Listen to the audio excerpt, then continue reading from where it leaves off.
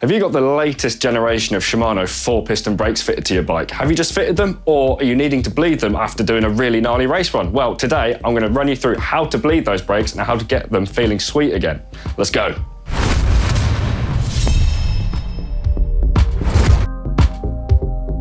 So you might be asking, hold up, haven't you covered bleeding Shimano brakes before? And yes, you would be right. Owen did a video on the previous generation of Shimano brakes. However, owing to a complete redesign of the lever, the caliper, basically the entire system, there is a little bit of a different process to it. And we're now using a lower viscosity mineral oil. So yeah, different process. Before we get started, we have got to talk safety. So mineral oil, yes, it's less harsh on your skin and your bike. However, it can be harmful. So we're going to be wearing nitrile gloves, we're going to be wearing eye protection, and we're going to have rags or shop towel on hand in case of any spillages. We're also going to need to dispose of the old used fluid in a safe, responsible way. So I'm going to be putting it in a clearly marked container saying old or waste oil, and then we're going to take it down to our local recycling centre where they'll be able to deal with it appropriately. Before we get started, what we want to do is have a nice clear workbench. What this means is we can keep track of where the tools are, and in the case of a spillage, it's not going to cover anything in brake fluid. So we're going to get all this stuff out the way, have a nice clean space. So what tools are we going to need? Well, we're going to need a range of Allen keys. So we've got a 2mm Allen key for adjusting the free stroke on your lever. We've got a 2.5mm Allen key for removing the bleed screw on the lever. We've got a 3mm Allen key for taking your pad axle out and actuating the bleed screw on the caliper. Then we've also got a 4mm Allen key for adjusting the angle of your levers. You can need a catch pot or creatively engineered bottle to catch any fluid coming out of the caliper. I'll explain why in a moment. You need some brake cleaner, with that a good quality rag for cleaning, some shop towel for any spillages, the bleed kit itself, and the transit spacer. Now this will either come with the bike if you got it brand new, or if you, in the case of you've bought the brakes separately, they'll be in the box with that. And of course, we're going to need that new low viscosity mineral oil. So whilst this is a mineral oil and the previous fluid is a mineral oil, they're not interchangeable. So owing to their different properties, they interact differently with the seals and diaphragms in the levers and the calipers. So I wouldn't go mixing them. So on the official Shimano fluid, it is actually labelled on the bottle low viscosity, but more visually versus the old fluid, it's more orange versus the pink we're used to. So I've put the bike in the stand today. This is a job that is much better suited to be at a good working height. So with the bike in the stand, you want to angle it so the levers are at the highest point. Now, I have seen some people remove calipers from the bike to get the best bleed, and if you need to do that, by all means, go ahead. So now we've adjusted the bike in the stand, we're going to adjust the lever so that it's flat. Just take your 4mm Allen key, crack it loose, then all you got to do is just nip it up so it doesn't move. So if you're particular about your lever setup, don't be afraid to mark where it is before you start adjusting things. So a little bit of tape there. I'm just going to mark where the clamp hinges, the little line, just there. So what we need to do as well, we're going to wind the reach out on the lever all the way. So on this new generation of Shimano brakes, you've got a convenient dial just here, like that. Then we're also going to get that 2mm Allen key and wind out the free stroke adjust just there. Here we're going to use the flat end first, and then we're going to wind it out with the ball end like that. Doing it that way round just saves potentially rounding out inside the head of the screw there. It's not fun. Next up, we're going to remove the front wheel. We're going to set it well aside. So this not only stops it becoming a trip hazard, but in the case of a spillage, it will stop the rotor getting covered in brake fluid. So whilst the wheel's out, make sure you're not pulling on your brake lever there. Next thing we're going to do, we're going to take out the bleed screw, and we're going to carefully set that aside, making sure you've got the little rubber O-ring round it as well. Because if that goes back in without that on, chances are you might get a little bit of a leak out the top of your lever. Now we're going to take the oil funnel from your bleed kit and wind it onto the lever. Nice and carefully. Since these are polymer, they can have the thread stripped quite easily. So by fitting that oil funnel now, what it means is when I press the pistons back as the next step, there isn't any sort of excessive force build-up and excessive pressure anywhere in the system. You'll get a little bit of fluid come up into here, and it just stops seals and diaphragms getting inverted. So we're going to carefully put the pad spreader in. So depending on how worn your pads are, they might be a little bit closer together. So we're going to take the snap retainer out. So be careful with this because they can be quite springy. So put that aside, you'll be needing that later. And then we are going to wind out the pad axle and remove the pads. So take your 3mm Allen key into the outside of the caliper. There you go, crack it loose.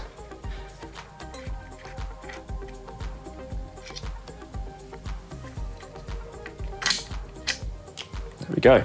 As with the wheel with a disc rotor on it, we're going to set these pads well aside so they're away from any contaminants, be it brake fluid or greases. So we're going to insert our bleed block spacer into the caliper in place of the pads. Can be a tight fit. And then we're going to wind the pad axle back in so we don't run the chance of losing the bleed block as the pistons actuate. And the last little thing on this new design of caliper, we're going to remove this little rubber cover from the bleed boss. So new to this caliper design, they've separated the bleed boss from the bleed screw. So unlike older or the 2-piston design, where you've still got to use a 7mm spanner and sort of juggle that with a hose at the same time. So now we're going to start using that new low viscosity mineral fluid and bleeding the brakes. We're going to put on our protection. So that's the gloves and the glasses. Let's get to it.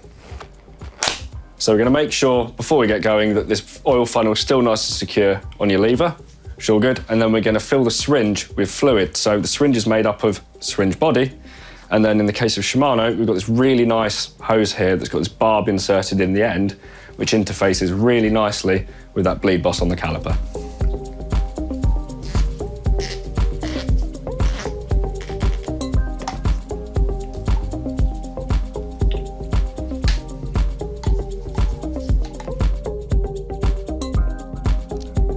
So if you get any air in the syringe and the hose at this point, we're going to need to get rid of that before we start pushing the fluid through the brake system.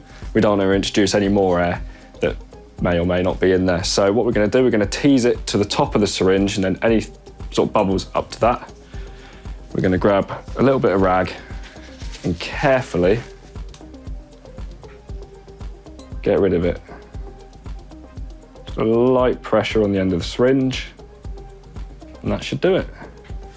So when you're not using the fluid, make sure you put the lid back on nice and securely. Once we've done that, we're going to grab our 3mm Allen key, the syringe again. We're going to come around here. We're going to fit the syringe to the bleed boss. Nice and secure, that's where that barb comes in. And then we're going to find the bleed screw on the bottom of the caliper, crack it loose,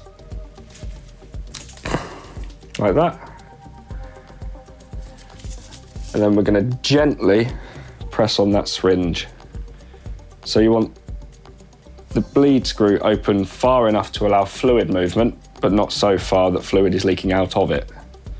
And when you're pressing the lever, if you come into any resistance, chances are there's a little airlock in the system. Don't force it. You might be able to tap on the hose, the caliper, or the lever just to sort of alleviate it. So as you're pushing the fluid through, you want to keep an eye on the fluid level here, because if it gets too high, you run the risk of it overflowing, which isn't good. But on the flip side of that, as you are pushing the fluid through, you want about 2 fingers left in the syringe, so you're not going to introduce any sort of micro pockets of air, the system there, into your brakes. Then once you've done that, we're going to nip up the bleed screw there and just carefully remove the hose from the bleed boss. Nice. So between pushing fluid up through the caliper with the system closed off, what you want to do is rotate the bar and actuate that lever. Again, it just helps tempt any air up to the top of the system. What you want to keep an eye out for is the colour of the fluid. So once it's the same colour at the top of the system as you're putting in at the bottom, job's good. We're very lucky today to be working on a pretty fresh bike, so we've only just pressed through 1 syringe worth of fluid, but don't be afraid if you need to do 2 or 3. So if you are pushing through older fluid to the top of the system, you're going to need to get rid of it. So what you do, you get your oil stopper here with the O-ring end down into the oil funnel, nice and secure fit. Carefully unwind it like that. And then we are going to put it in our old waste oil container. So I like to sit it on top and let it drip through. Can take a little bit more time, but it's a cleaner way than just tipping it in. Then we go again.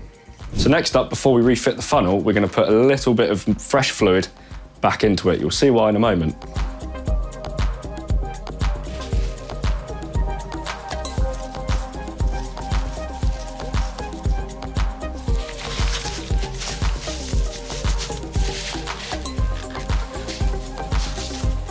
And now, this is where our contraption comes in. So you may have seen this done before with a similar bit of hose and a glove.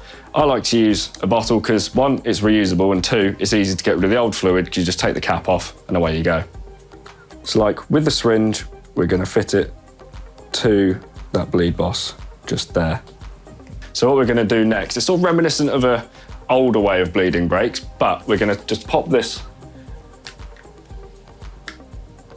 stopper out like that, and we're going to pump up the brake lever until there's a nice solid pressure in the lever. Cool, which there is. And then we're going to come back down to the caliper with the 3mm Allen key. What we're going to do, we're going to very, very quickly crack that bleed screw open and then close it almost immediately. Like that. So what this is doing is it's pushing fluid back down through the system all the way to the caliper. So if you have got any air trapped behind the pistons, this is now getting pushed back through that hose into your catch pot. So like with pushing fluid from the bottom to the top, you want to watch out for any air bubbles here. So at the bottom of the caliper, what we can see in this hose is there really aren't any. So good job so far. So moving to the bottom of the caliper, you can see there's no air in this bit of hose here, which means there is no more air, in theory, trapped behind any pistons here. So far, job well done. We'll carefully remove that. So there's a little bit of fluid in there from that, so there wasn't much air in the system. What we can do, instead of just emptying that out straight away, we can just wait a little bit, do the back brake, and then we'll empty it into our waste pot. So whilst we're doing that process, you also want to keep an eye on the fluid level in the oil funnel. So if you were to use this marker here as it tapers down, you don't want the fluid to go any lower than that, because what happens then, it will start sucking air in and then introducing air into the system, and you've got to go back to square one. And once again, don't be afraid to repeat that process as many times as you need to. Don't rush the process. And now with the system closed off at the caliper, we can gravity bleed the brake. Now, what that means is we're just gonna actuate the lever and just sort of tap from the caliper up the hose to the lever, just to tempt any micro bubbles up.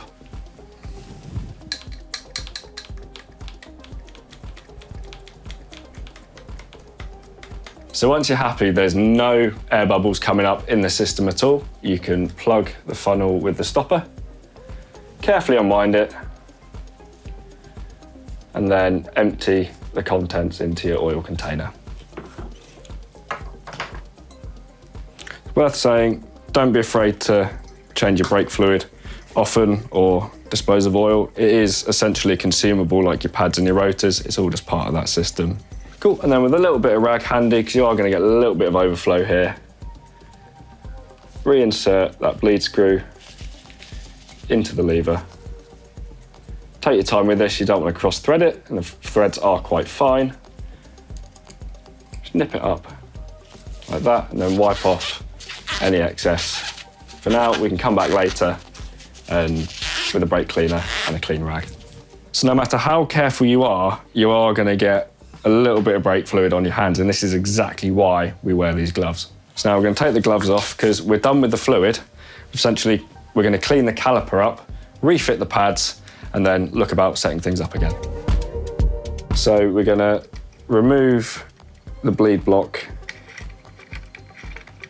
take out the pad axle. Can be snug, there we go. And then before we refit the pads, we're just going to clean up around that caliper just in case any fluid has made its way into the sort of inside face of it. We'll refit our bleed boss cover just to prevent any dirt making its way into it. And then now we are going to carefully refit these pads so they are directional on this generation of caliper. So we've got a clearly marked left and a right. And as well as that, just make sure the spring inside is seated nicely.